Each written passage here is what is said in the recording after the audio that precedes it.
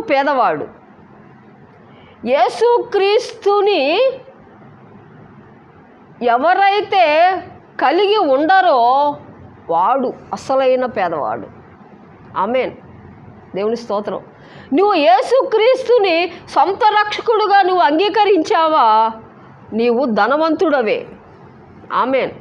దేవుని స్తోత్రం. నీవు దరిద్రుడవు కావు. దేవుని స్తోత్రం.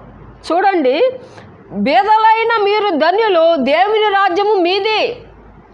ఆమేన్. నీతి కొరకు ఆకలి దప్పిగల వారు ధన్యులు,